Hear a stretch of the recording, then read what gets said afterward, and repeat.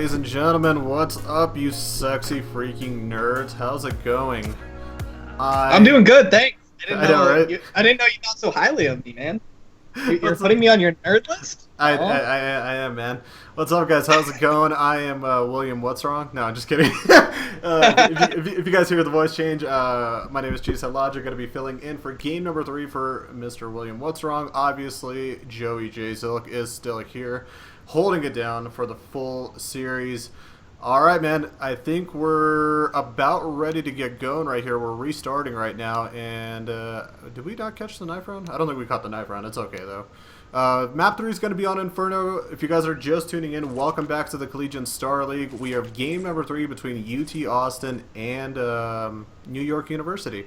So Coastal battle a little bit representative from their states. In the South, we have UT Austin, big school.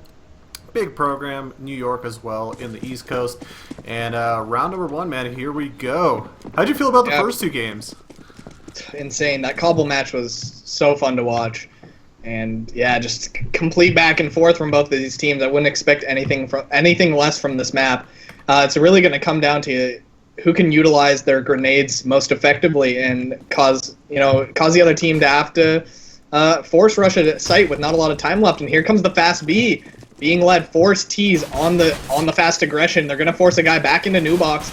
Unable to find him, Asum gets 2 kills before getting dropped, and they're actually gonna even it out. So Balto on the fast rotate as well. He's able to punish Bunny God for pushing into construction, and that's gonna be 2-on-2 now. So at least they have the site, but Bomb is only just going down. That's going to give a lot of time for the CTs to work with, and they're both opting for this construction play. This is extremely unexpected, and as long as they don't reveal their positions at the same time, which it looks like they both got into this corner. This is huge. Dr. Chow hasn't even peeked yet at all. Hiding new box, and if they can make their way into the site without being spotted, this is going to be really big. I love just how they're creeping up right now. There we go, finally getting a chance to engage. Dr. Tachu is still actually alive. Hold on just a second. And fortunately, he does get the cover. Does he have enough time? He has a defuse kit, and yes, he does. Wow. What a lucky circumstance. I think only one of them bought a defuse kit, and they managed to bring it over to the site. Oh, that could have been really bad. That could have been really, really bad. Man. Yeah, definitely. And the fact that Asum was able to get those 2 entries from the spool area was pretty much what locked down the game. Even though it was a 3-on-3, the bomb just got planted way too late. And you're dropping that bomb player, getting 2 frags is really what you need to do as a B player. So won his own weight early in the game, and it's going to give UT Austin that 1-round advantage already. But we're seeing a pistol somewhat forced by, quasi-by, armor coming out of Daz, and they're just going to opt for that fast arch control. Balto does get 2 kills before going down, but that's going to be a FAMAS now in the hands of Bunny God. I'd like to see him throw that to Daz, who has armor, but regardless, this is still going to be a 4-on-3 retake, but Bomb actually falling back towards mid. So they're considering going back to B, which if they ran it right now would only be 1 man defending. So it's not a bad play, and Daz at least does have a smoke, and they do drop the FAMAS to the armored player, so well played by NYU, and well, this could be pretty big for them. They're very slow because they didn't take any banana control. They did just rotate, or did go just straight down mid, and well, this is going to actually give time for the CTs to rotate. Smoke going into play. At least they're going to be able to take the 3-on-1 with the guy on site, but flash coming through the smoke. That's going to be a huge stall. Double flash. All the T's have just been stuck right here in the pool area, and well, they can't even get the bomb down. He's trying, but yeah, they rotated just in time. So really well played by UT Austin. All right, now for those that are tuning in and are just wondering, hey, who are these players, who are these teams, we've actually had a nice opportunity to see a couple of maps now played out from them. From the UT Austin side, keep an eye out for Asum. This dude is dangerous. He's a shooter, man. He's not Steph Curry, but he's definitely a shooter. He's pretty good. He's been really consistent in the past 2 games, getting really high frag counts, all sorts of guns too as well, from pistols to rifles. He's been able to utilize them really well, wide variety. And it was really funny watching like how last map, how much Galil buys were happening compared to AKs and M4s. So kind of like, I don't want to say like subpar rifles, but some of the gun selection choices were really interesting. Yeah, both teams were so low on economy that they really didn't have a lot of options, right? It's either go AK armor and have no grenades, or at least have the utilities, which can be more important than the guns themselves, right? We've seen P250s come out on top. Otter grabbing a double spray down, from Banana, falls back to site as well, still alive. So that's a huge play, and that's going to scare the T's away as well. So going for that forge buy early in the game, kind of getting punished already, and they don't really have a lot of map control here to deal with. Not a lot, but we will see them kind of slowly creep on up their arch side and shut down. Oh, was that a TK? Yeah, it looks like Daz got taken down by a teammate right there, but eventually, yeah, indeed, he does fall as well. Overall, just a better gun situation for UT Austin right now. Now, as we're talking about UT Austin, obviously there's the NYU side of things. Dr. Tachi, their lead fragger in both of the past maps, so we'll kind of watch and see what he does. But on a map like this, I think it's actually going to come down to how well does Daz play, because the rest have proven they could do the whole rifle game pretty well, but if Daz can't op, if he can't control that mid portion of the map, I feel like they're going to have a lot of trouble. For the most part, I mean, UT Austin has showed that they could sort of trust their B side now. I mean, ASIM, when you have ASIM there, you don't have a lot to worry about, and Otter as well. I mean, they're two probably best shooters on the team. A side and mid will be definitely one of those questionable spots, so I'm gonna look to see if Daz on NYU does a little bit more damage to them there. And they're working. Yeah, as long as they don't like overcommit right now, and we're seeing actually ASIM chime in for the first kill. Daz already in apartments, sitting in boiler, and there's a player here in apps with the UMP. So if we can see Condog find this kill on Daz, that'll pretty much shut down any options they have. And yeah, Daz falling back into apps. He's so low, he gets spotted. He's gonna get sprayed down through the wood, and that'll pretty much close this round up. There's no more map control provided for the T's, and they'll have to just swarm, try and find some kills, but full HP across the board, not 1 HP of damage done, and this is going to be a tough take. So at the most, they'd love a bomb plant, but I figure they'll get 1 kill, maybe. Yeah, it's definitely possible. I think it's going to be a little bit hard because right now they're situated pretty nicely. We have 1 on site, 1 in pit, we have 1 on arch side, so they're going to know exactly what's going on. They might be able to get in there pretty quick, but the position on the crossfire is just too well. And as they this is the down, perfect. Yeah. Oh, there you go. There's that 1 kill. So, you know, they got kind of what's expected. And yeah, the UMP is actually a great pit weapon, although it is low on ammo. It is just such a accurate gun. You can just jiggle peek around the pillar, play that headshot angle, just keep spraying that gun. And that's the beauty of a gun like the UMP. Obviously, we've seen at the pro level Flusha start to pick up that weapon even on buy rounds. Because of its armor penetration, because of its price, it is just such an effective SMG. And you can run and gun with it. You don't have to do any movement at all. In fact, all you do is move. So you don't need it. You're just like, you don't have to be like Flusha buys. Oh now, yeah. but you don't have what to I meant be is Flusha. good movement. You don't have to have any technical skill with the ump. You just hold a strafe button. And generally with rifles, you got to counter strafe, you got to jiggle peek properly. This gun, you just hold run, and so you don't need any movement skill. Is what I had meant to say. That gun's a nightmare. If you're opping and you miss against an opponent who's got the ump, that just becomes a nightmare because there's almost no chance you'll get a second shot off. You'll just get run sprayed down. It's really terrible. Now, they're making a lot of noise right now up in mid. They were actually able to pick off 1. Looks like Balto went down for UT Austin. They're looking to, you know, kind of slowly work their way A, but I feel like they might end up just going back to B right now. And yeah, as they're kind of tossing the bomb around, they're looking to creep on up and see if they can find some opening. Otter, though, holding down B side by himself. We'll see what he's going to be able to do. Both these teams did pretty well across the season. I mean, New York 13-1, 11-3 from UT Austin. Obviously, the question mark coming into today probably would have been UT Austin's spring season. We obviously knew they had maybe a considerably I don't want to say compared to NYU, actually. I don't think they had an easier split in the That was a sick play. They just threw flashes towards B. Now there's 3 at the B site. They've completely thrown the CTs off guard. 1 man sitting in pit. Condog has to go huge. He has to stay alive. He's able to find 1 kill, gets completely traded, and that's going to be the round actually here for NYU. So completely playing them like a book. The 1 lurker, throwing a couple flashes and smokes towards B. It makes 1 guy rotate from Arch, and well, that opens up the A site completely. They just demolish it, and getting that 1-man advantage might have been exactly what they needed. Well, we'll see if they're going to be able to kind of take it up here. We do have ASIM coming on over. Yeah, I mean, this is probably a better scenario just to save. Get some exit frags. No reason to really do anything too crazy. ASIM might be able to find a few for himself. Gets Tachu. Might be able to get another one. Daz. No! Daz ends up spraying him down. And around 4 for NYU, as well as also some guns down for UT Austin. Now, sort of kind of as I was following up, NYU actually looking at their fall record, they didn't have a lot of tough teams. UT Austin actually had a little bit of a tougher split because they were playing like Texas A&M, Texas Tech, North Texas. It was a little bit of a tougher division in the fall, but in the spring things flopped around. UT Austin got stuck with an easier division, but they did worse. They went 4-3 with a worser division. But you could see NYU consistently 6-1 in the spring themselves, done really well. ASIM almost getting an entry. Oh, ASIM, get back, boy! Whoo! Almost got knocked down. Yeah, we're seeing that op on ASIM, which is really, really powerful at B. You can keep constantly falling back. There's so many positions you can play. It kind of comes down to timing and making sure you're not just hard peeking an angle.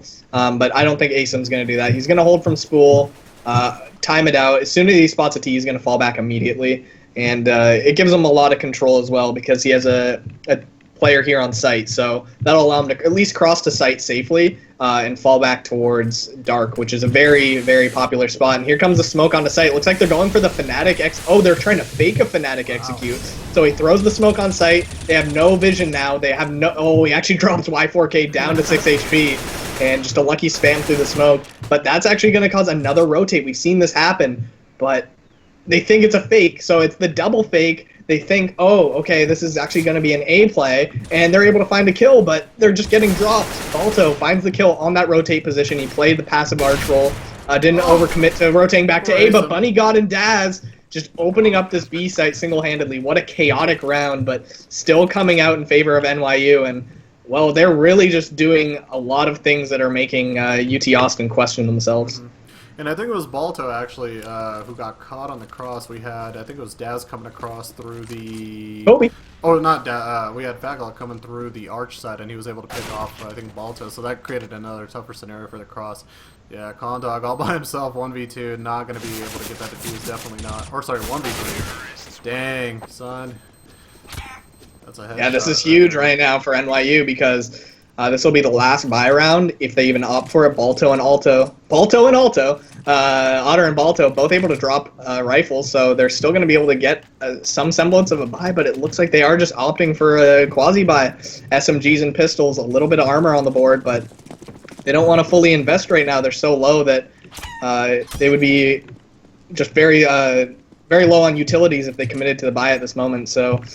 interesting approach, and that will actually give a third round to the T side. And since they've been winning with so many survivors, they're actually starting to build up quite a bank. Daz with 5950, and giving a T's economy is the exact opposite thing you want to do in Counter-Strike. It's really the CTs that should be building it up, able to get that 10 round half, right? Especially on a map like Inferno. And if you allow the T's to start building it up, you're going to start to see, what Virtus Pro or Luminosity start to do when they get advantage on T side, and they can just start taking huge risky plays, sending out their entry fragger to get a lot of information. Even if they don't get a kill, they don't care because they have so much money to back it up. And we could start to see this spiral out of control if we see a couple more consecutive rounds come out at NYU. Well, do you think this is again, comparatively to all the maps in competitive play, do you think this is one of the tougher pistol maps to work on and eco rounds just generally? Because B side, if somebody has an SMG, they can, bowl down a whole entire team 1v5 in theory. And A side too as well, from mid to A side, it's just easier to have rifles. I think this is just a hard map to eco on. So if you can't get that momentum, if you start losing guns, it can go wrong really quick for you. So yeah, ASIM playing this angle, chiming in, gets that first 5-7 dink, tries to spray down the second player, unable to find it. And actually, Otter chiming in here with the MP9, so could put this to use. The only real gun invested on this round, and, well, they haven't even planted yet. So finally, goes down behind Fountain. And, yeah, Dr. Chow playing from pool. They have the perfect crossfire. Just getting funneled in, blended to pieces. Will it blend? Yes is the answer. And, well, this is going to be now 4-3. NYU clawing back 3 rounds in a row, building up that bank. 6K on Daz. He's just slowly racking up that alpha draft Skrilla, as Thorin might say. Skrilla. Hashtag Skrill Lord. Hashtag Skrill Lord. Thorin commentating a game. It's probably something you guys don't want to hear. Hey man, I loved him as a caster, as an analyst. I think he was great. He's funny. He was funny. Yeah, he is always funny.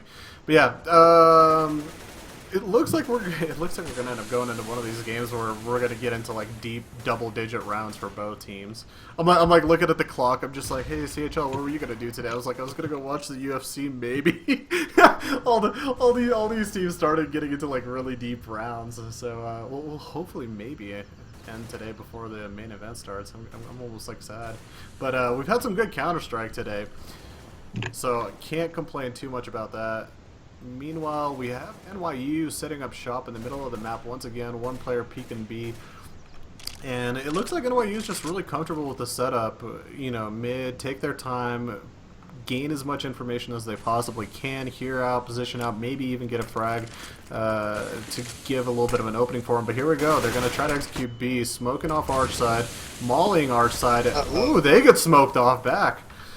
Yeah, I think there was actually a miss-smoke from the T's because they just smoked themselves off, but Bunny God's going to push through, commit to the strat, and he's already on site. He does find the first spray down. He's completely caught the CTs, spread them out thin. Condog, can he live up to his name here in the pit? Unfortunately not, and that's going to be all on ASIM. This man has been able to ace him before, and, well, we'll see if has that potential this round. Sorry for the crappy puns, guys. That's all I got. But no, you're right. He's gonna have to come up big here. He doesn't exactly have the best gun for it, but it's a lot of bodies and good positions. It's gonna be really hard to pull off. And with the timer ticking down, I think most likely Asen will just wait for exit frags or see if somebody at least makes a move first before he does. Oh, Bunny God. He does overcommit. He does have a kit. He can go for this win. He has the time. 2 bullets. Oh, that makes me all sad. I was just like, dang. I started teasing him with the idea. I'm like, what if Asen went earlier? Like, could he gotten the 1v3? He might have been able to. He was only, was Daz down to 24? Because he got blown up, right? Yeah. Yep. Yeah, he got blown up. So he was down to 24. He might have been able to take that. That's a tough call to make. You just have to have steel balls at that point. You have to have, like, me with an op 1v5 balls. I'm just like, teams like Clutch or Kick, I'm like, I can do it, guys. 1v5 with an op. I got this, boys. We're going to be fine. We're going to be fine. Look at this stack. 4 towards B. And Asim, the lone man with a rifle. He's full bot. So, obviously he had the extra money. It's not a huge commitment. He's just evening out that bank. And Balto running down Banana, grabs an AK-47 for himself as well. And this is huge. He knows they're towards A. It's been called out by Asim, but they at least have the rifle. He goes for the spray, does find the first kill. He only has 4 bullets left. He can't find the second. Fagel trades him out, and, well, at least they do have armor pistols, so this isn't a huge risk.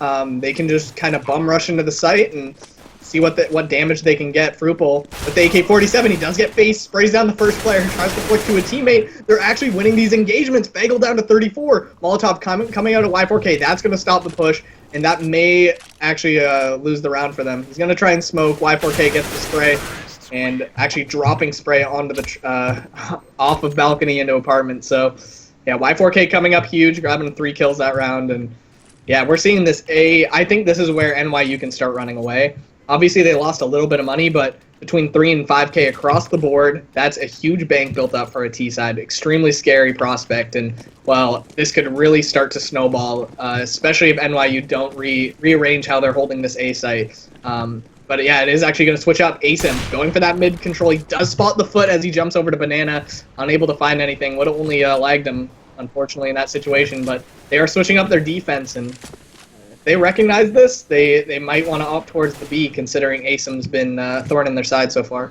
But the thorn in the side for Asim, he's been a rifler. It's going to be interesting to see how he handles the opping role now. But I do like the fact, yeah, you mentioned that they switch up the strat. They had their 2 best shooters up on B, so might as well at least send one of them over to A. Possibly could help out. And yeah, there we go. Asim misses a quick little peek right there. Oh, Fruitful! He's in the great position, gets 1 spray, but actually gets traded by Fagel. That was a huge position for him to actually win that round.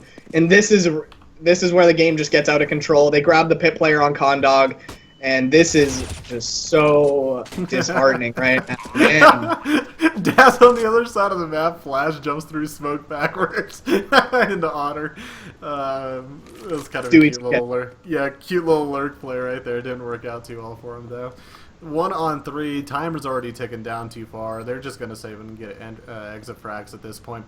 Good moment to remind you guys, we're going to be back on Wednesday with more Counter-Strike here at the Collegiate Star League.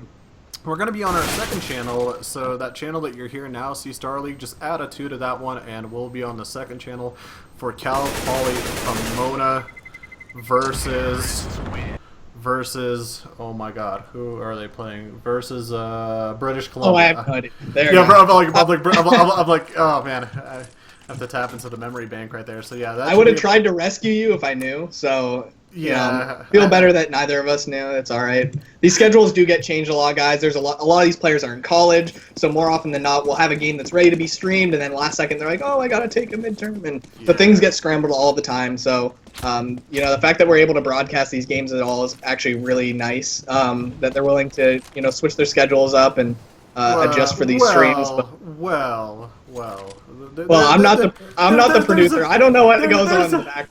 There's a street here, and then there's a second street over here. It's a bit of a two-way road.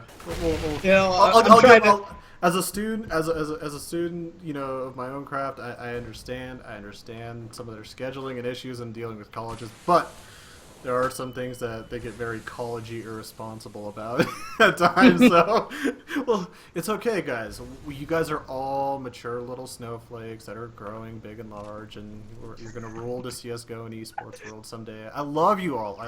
Trust me, I love you all. Except when I get emails like an hour before the broadcast. Hey, we got a problem. I'm just like, shit.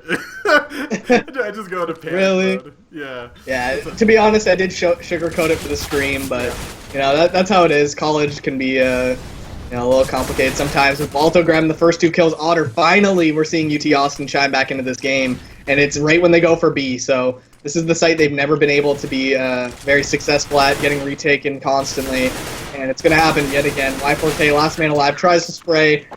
Good crouch there, actually, by, I think it was Ace or Otter. Regardless, good evasion by the CTs, and they finally get that round, and like I stated, it's the one round they go B, they get destroyed, and that's probably going to condition NYU to start going A predominantly, which they already have been, but it's probably only going to be B fakes from this point on, unless, maybe a Tech 9 Eco Rush comes into play. That wouldn't be too bad though. If there is a nice little combo on eco rounds, it is the Tech 9 armor. Obviously, that's pretty viable on any map or any scenario for the most part. But if they do, they should go A with it, because just B seems like a really tight, close corridor for them every single time they attempt to.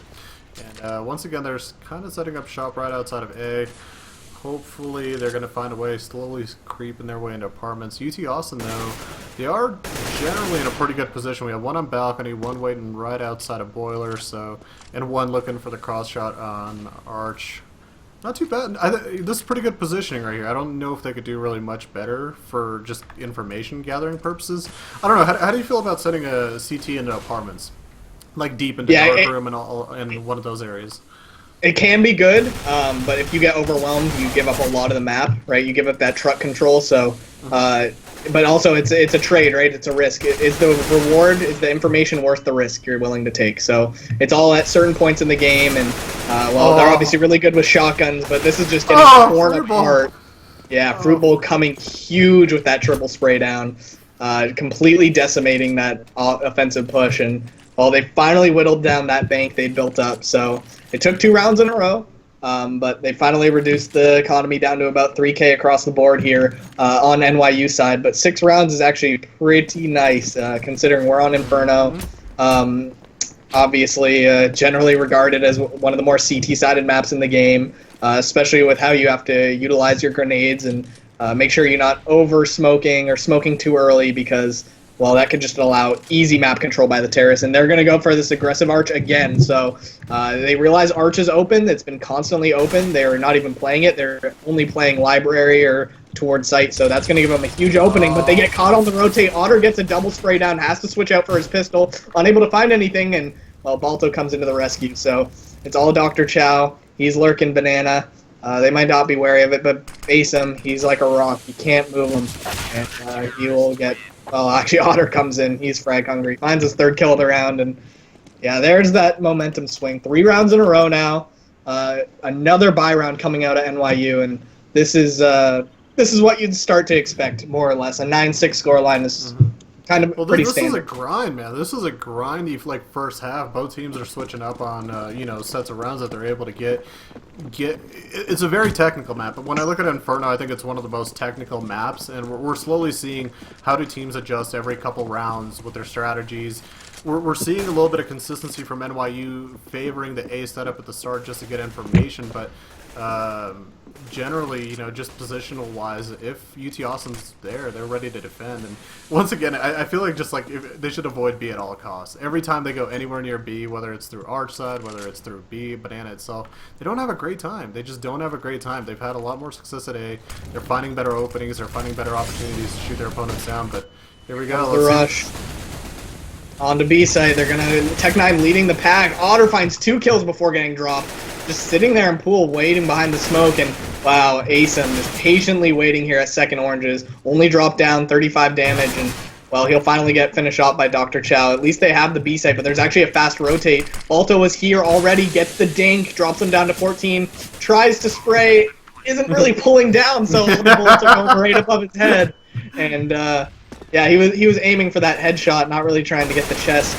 Probably not even sure he dinked him. So at least the retake comes into play, and not a huge misplay. Obviously, Otter getting those 2 first kills was pretty huge. Unable to find the third one through the smoke. You can't really blame him for that.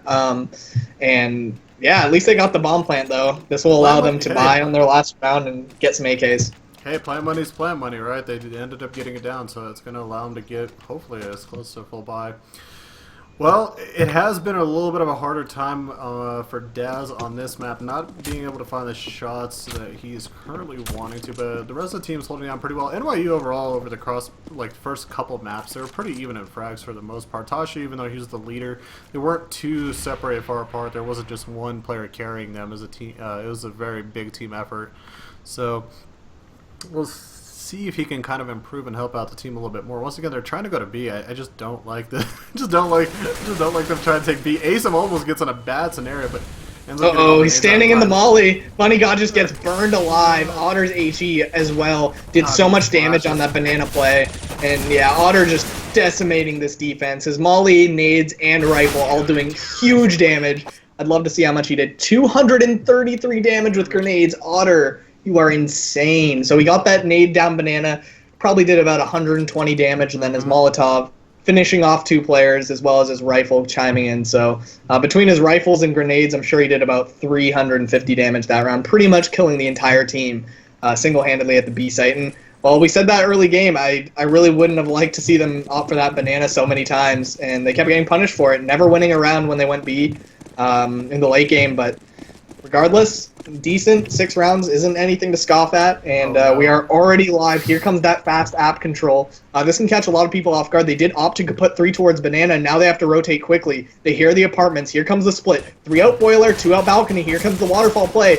Daz able to get 1 kill. He has to reload. They haven't checked sight. He's able to get a 2nd kill. That USP coming in so huge right now. With the T's 2 left in pit. Bomb will get to go down safely, and this is a 3-on-3 retake here for NYU. Yeah, not a bad scenario. Good quick movements by UT Austin. I'm surprised they didn't check some of those spots on site to spot out Daz right there. But down to 3-on-2 in favor of UT Austin, and one's in pit. This is going to be a little bit hard to do because Fackle going to try to come in there. Yeah, unfortunately, Asem gets Tachi on the back, and there we go. 1-on-3 for Fackle at the very end. 10-6 for UT Austin, so only 6 rounds away from potentially heading down to the round of 16. Which is going to be a cool little fun area with all our top teams. Man, I can't. I'm just like trying to imagine right now what it's going to look like here in a couple weeks when we have the top the 13-1s versus like the 14-0s, like these crazy playoff records going up against each other. Yeah, we're already getting good games out of these teams that may not be regarded as top 10 material or top 5. They actually might be top 10 after watching some of these games. I did not expect UT Austin to be this dominant, I really thought NYU had the clear advantage going into this game. Not only scoreline, but what I've seen out of this team. They seem to be pretty clear-headed, have a good understanding, good game sense as well. And, well, UT Austin now, they have to win this round. If they don't, it's this could completely sway the game, and, well, this B-stack is too much for them. I mean, NYU's got to be really comfy with retaking because that's twice they've gambled and really stacked heavily B. So, unfortunately, Daz by himself, but he almost actually gets the bomb planter down. I'm not able to though.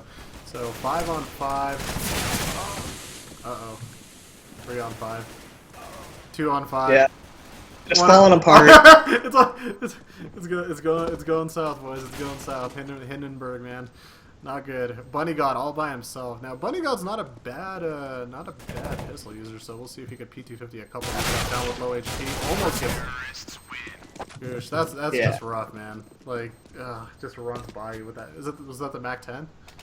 Yeah, Mac 10, UMP, lots of run and gun SMGs, and it's actually crazy. I never would have thought these guns would be used like so prominently as they are now. Whether it was a year ago, I believe, that they got patched, and we had an SMG buff across the board. All SMGs getting 20% armor penetration, and it turned them from kind of joke troll guns that you would use only on anti-ecos to actual really solid weapons that, and they're pretty much all good. There's not one of them. Y4K getting one, they double stacked at sandbags. Unexpected, but gets quickly punished. And there's actually one more left on site. This could be huge. Fagel, if he doesn't reveal his position too early, this B-stack could be huge. Bunny God dropping on front of Spools. He gets the kill. Fagel just biding his time, not peeking. Finally peeks late. Unable to drop the lit player Otter with only 8 HP. He was such an easy kill for him. That's gonna haunt him watching this demo later. And, well, at the very least, they do get 2 kills before the plant goes down. And, well, then buy round is coming in next. So 2 kills, not too bad, considering you only had pistols, but the fact that they actually stacked B, 2 sandbags, and 2 sight, you'd expect a little more damage to be done. Yeah, I mean, it's tough to say. I mean, between what happens with your vision when you run in flashing and, you know, you're getting smoked off, it's sometimes the numbers game, I don't want to say, like, it's eliminated, but if you have 2 blind teammates that are just running in and get shot down, you know, it can't be considered more than like a one-on-one for the most part. If they're blind, both blind, they're blind as hell anyways. But yeah, 12-6. What do you think? A couple more rounds for NYU, or at least a couple more rounds of opportunity before tide and momentum of T-side and good eco will take UT Austin maybe? They pretty much have 1 round before match point. You think it's just 1 round? I guess 2. Yeah, 1 full buy. So they have this. If UT Austin win this round, they're out of full buys because they've spent all their money. That'll be 13. They'll have to either force buy to not get to 14 or full save and then get 1 more buy for match point. So 2 full buys. You're right. But yeah, this is just huge decimation right now. UT Austin with no respect, no smokes, no flashes, just bum rush into the site. And that is so devastating. You do not expect that kind of play, especially on a buy round like this. Like, you've saved all your money, you've ecoed, and they just rush you through truck. They just split truck, take app control so fast, and no smokes either to really predicate the fact that an execute's coming. So they are not prepared at all and just get caught with their pants down. So I actually really admire that strat out of UT Austin. Just bum rushing, no smokes, 1 or 2 flashes, but there's really no way to predict that execute was coming so quickly. Well, it's cool to see UT Austin. They're willing to execute a little bit quicker, grab sides, set up, and go for it. Compared to NYU, NYU was playing a lot of setup game, seeing what they could pick off. But at the same time, when you're dealing with shooters, I think this is what we saw with Western Washington, the Western Legends team, is when teams took too much time to execute, it would give a team like them or like UT Austin too much time to, you know, comfortably set up, position themselves, get ready.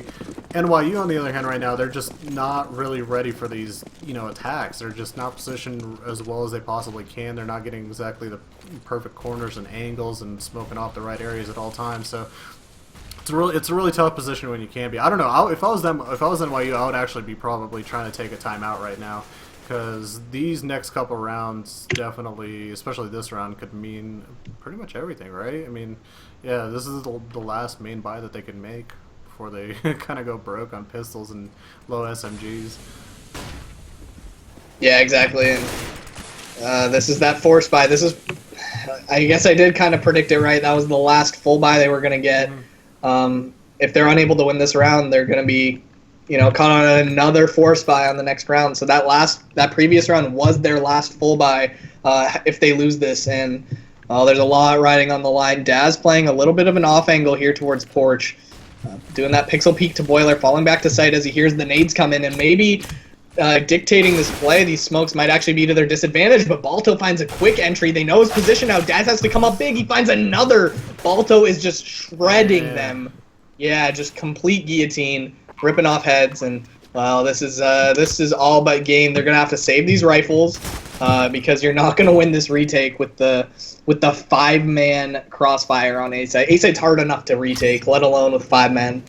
And yeah, this is coming down to that match point. They do not want to see 15 on the scoreboard, and NYU really got to rethink their defense. This is where that apps control comes into play. They have none of it. So these takes come in, and Daz is just getting caught off guard by multiple angles. They're just storming in through truck. At least if you have a guy up in apps, you get that early information. And even if you don't stay in apps the whole time, maybe you just spot through balcony room, or you go and spot T stairs, right, just to see if anyone's coming up through the terrorist apartments. At least you can spot that, jiggle peek the corner, take a pop shot, fall back, right, play balcony, fall back into pit. But they're not getting any of that. So these executes come in, and Daz has to watch 3 different angles, and he has no information, and he just has to rely on hitting his headshots. And when you're just relying on aim alone and you don't have information, the game can be really hard, because this isn't a game where you just out-aim people. Unless you're that much better, of course that's going to come into play. But when everyone knows how to kill in this game, like both these teams do, UT strats are just going to come out they're big, just and they flying get right now. They're flying. Yep. They are feeling it, and yeah, they tried to play apps that round, get completely destroyed, and the UT that goes. The UT Austin Red Bulls, man, they got wings. They're flying all over the map. Man, look at that. They're taking aim battles. They're willing to fight. They're willing to hunt. I mean, at this point, more than just economically, it seems like just mostly emotionally, NYU's sort of out of it. After they got the win in Game 2. I don't want to say they came out weaker, but they didn't really do too much to affect rounds in this one. It doesn't look like their Inferno game nearly as strong. No. I thought NYU was pretty good at this map. I believe I did get to commentate them. I know I commentated them playing Cash, but regardless, I don't know. They're playing default CT. Oh, sorry. They're playing default CT, but it's not good enough, right? Like, you can't just default when you're getting bulldozed like this. Well, the thing is, there haven't been a lot of UT Austin type of teams in NYU's schedule as well. That's another thing to think about, because as much as they practice, as much as they can play against other teams again in different regions, if it's not a quality team like a UT Austin, it's tough to assume how they would match up. But yeah, just. I don't know. Like, I would imagine with Inferno being such a technical map, just get your smokes out, position well, just to cover your areas. Conceptually, it doesn't seem that complicated, but it just seems, especially on A side, they're having a really hard time for New York right now. Just not enough coverage, not enough guns, not enough coverage, not enough defense. This time around, though, UT Austin looking to maybe go B. Yeah, this might be the change of pace they need, but it's hard to to feel it when you're down a man, down 9 rounds. You have to claw back, and they're just getting decimated. Fagel finds a quick spray, falls back, gets mollied, and he still gets a headshot. So this man's just feeling it. This whole team is feeling it, and this will be the game. Balto, he has something to say. At least gets a second. What a 180 by him. Picks up the AWP, and now this round is competitive. This isn't over. He's thinking about chucking the op. Interesting. Okay, and he just realized that there's an invisible wall there. So we all learned something today, guys, and that's Unfortunate, he's so low on HP, doesn't check truck. He's going to hear him stomp through. I can't believe he's still alive. Yeah. Daz peeking a little late, maybe playing a bit too safe, but he has to go for the plant. He's going to plant right in the open, and that'll be the game. Or, oh, not the game, yet, sorry. Not yet, man, not yet. Heck? What the heck? I thought we were looking at... It's I got the wrong team. It's tradition, man. You gotta call the match too early. No, not even call it. Just one round before, like a second before the game's like over. You're just like, and it's all over. Whoops, we got it wrong. Sorry. Yeah, I wasn't even calling the game. I just thought of the wrong team. Yeah. I thought that was NYU on the T side, so I was like, oh, GG. Oh, damn. Okay, Ob going down, getting ASIM for the dome. And once again, big A execute coming out from UT Austin. They have one lurker at B right now, but already big opening. Off-shot being all over the place by NYU. And now it's pretty even 3-on-3, but I don't like this position for NYU right now. They're not... HP-wise, gun-wise, they're not in the greatest position. Right? There's just too much control, I feel like, for UT Austin right now. They have so many options as well. With a minute left, they could go either A, B, and if they could get just a little bit of information to realize who's on what site. Yeah, we're rotating over. They just sold the fake, yeah. Through the smoke, Condog completely rotating that Opper, which would have been a huge gun to hear at the A site. We already saw Daz grab that first kill towards the truck. And yeah, now here comes they execute. Only one man. Dr. Chow and Pitt. It's a great position to be if you're alone. And finally, Daz is actually on the rotate. He's going to be able to hold this angle. He gets the first kill. So just in time. And Condog getting dropped as well. So Dr. Chow, 2 from Pitt. Triple kill for the round. And, well, here comes that swing. Here comes that CT defense that we've been looking for the entire game. Now, what did we just see right there? What did we just see right there from NYU? Positioned well. Crossfire. Stuff that we just have not seen from them previous rounds. Again, obviously it's a 3-on-3. It wasn't a 5-on-3 or a 5-on-2 potentially, but still, position makes a huge difference. And NYU getting a couple rounds from it. It's still a long way to go though. 15. Oh, goes for the commit. Finds a headshot onto Mexico. So huge pick for Daz.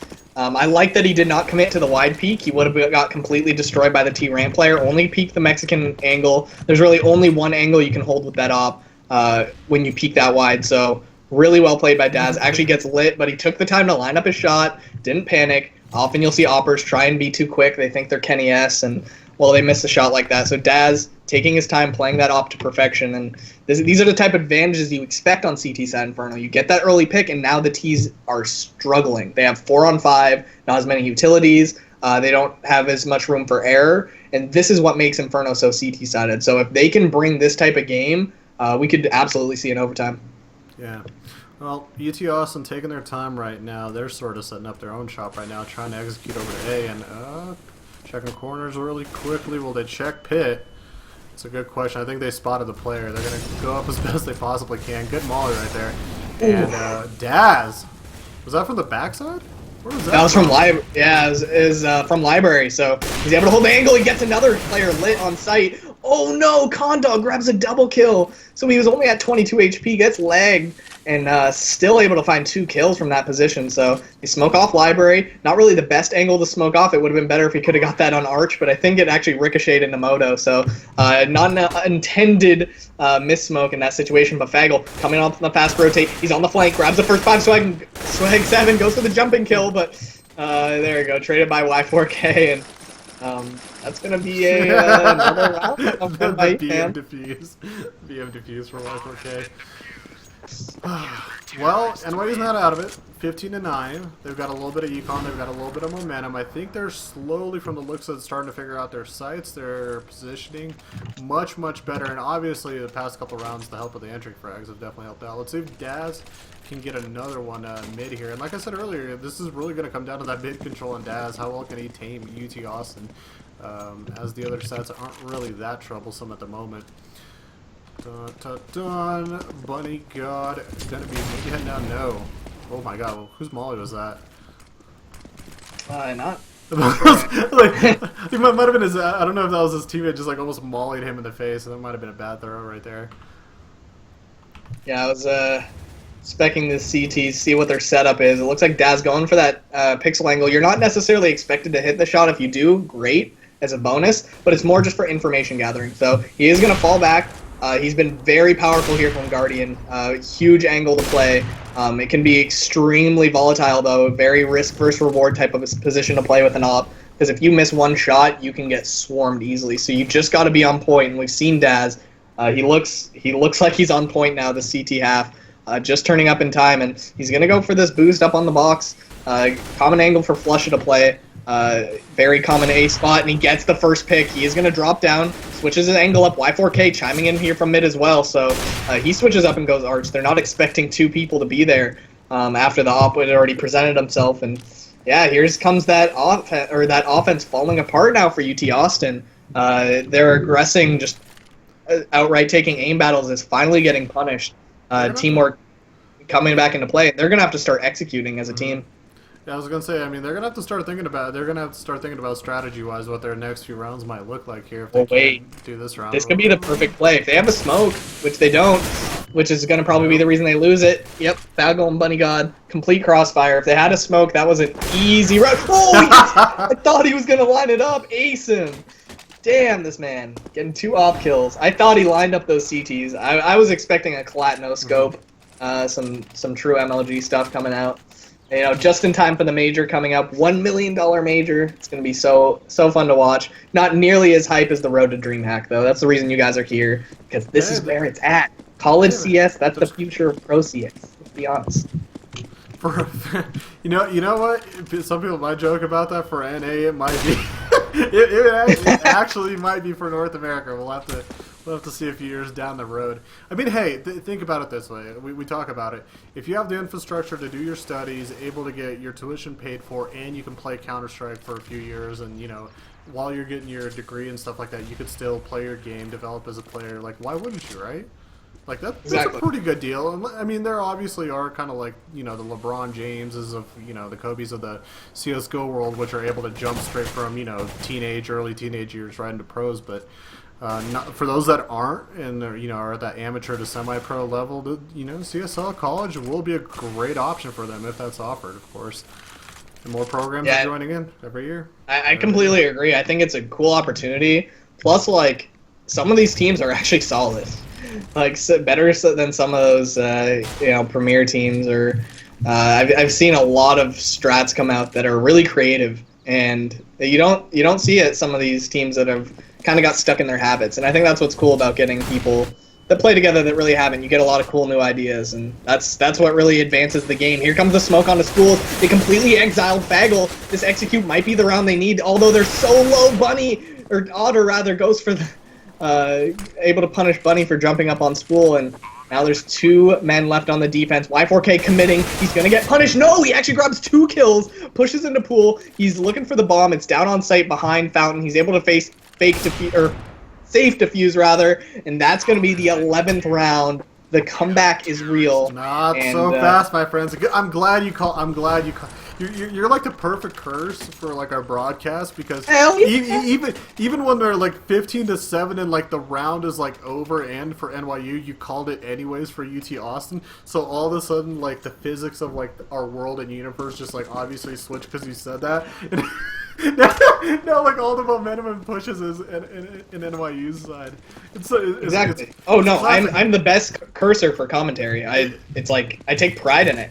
You know, you just got to call things early, take big gambles. You know, you can help teams. I'm definitely being paid right now by NYU. They want to come back, so now I'm gonna just say they're gonna lose, because now you don't know what's gonna happen, right? In the summer, in the summer, once I find some motivation, I'll have to like look back through the VODs and like make a highlight video of, like, every single time you've like called a series, and all of a sudden like post that scoreline as soon as you said it, and then post the scoreline like 20 minutes later.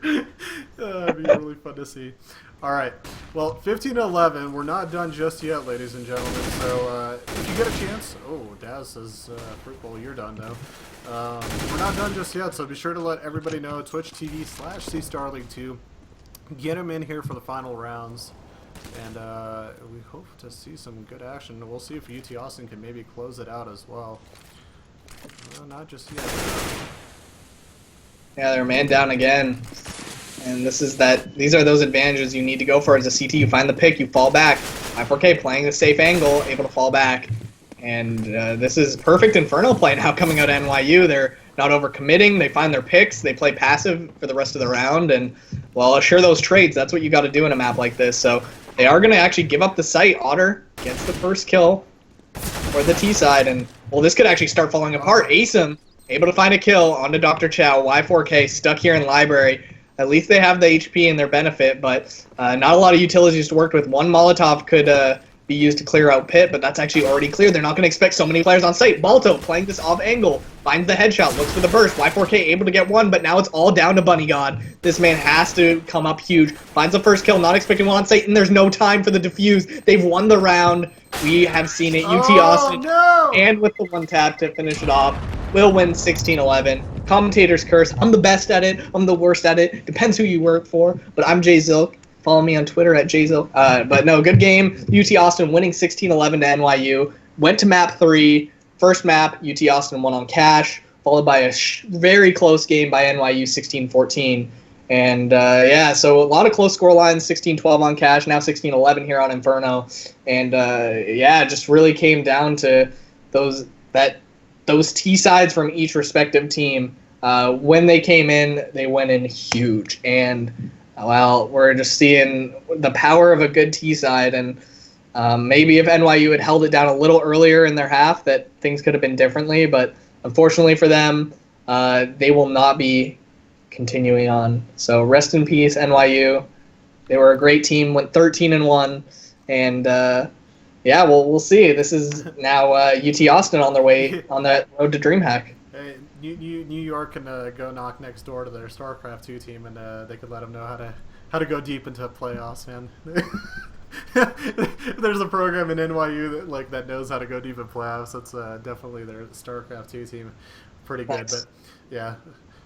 Yeah, hey, that's a challenge to you, NYU, man. Next year, better than your StarCraft 2 team. That should be your hashtag. All right, guys. Shout-outs, obviously, to UT Austin for taking the win. Big shout-outs to Asim and Otter. Really big plays from them throughout all 3 games. A big part of why UT Austin was able to get the wins on maps and so many rounds as well at the same time. Definitely the MVPs or co-MVPs of today. We will be back on Wednesday with more collegiate CSGO. Cal Poly Pomona versus British Columbia. As long as everything is scheduled there, we're still kind of actually in the process of confirming that, to be honest, but we'll figure something out for that night. So come back and be sure to follow C-Star League 2 on Twitch. We will be there that night for more stuff. Asus. All our content this year is brought to you by Asus and Twitch TV, especially Asus. We're doing a cool giveaway, as you guys can see right now on stream. You can submit a really cool video, really kind of a whatever. We sort of kind of give ideas on the webpage. You can cast a Rivals game. You can cast some team, a division scrim of some sort. Make a highlight reel, greatest hits, and submit it to us, and you get a chance to win a big laptop, man. A really nice, big, cool laptop, an Asus ROG GL552. We will also be giving runners up a couple monitors. I think it's the VG24 8QE monitor. So if you guys are a fan of Asus gear and products, be sure to do so. If you guys are CSL, obviously be sure to do this. And I think that's all we have really for tonight, guys. We wish you the best. Go watch some UFC. Go Conor McGregor. And we'll be back on Wednesday. Have a wonderful night. Have a wonderful, wonderful night. Later. Hey, no, you guys have a wonderful night. We gotta end this smoothly. Take care, guys. Follow me on Twitter at JZilk. Make sure you check that giveaway out. Thanks to sponsors Asus, Twitch. We will be back Wednesday. Take it easy.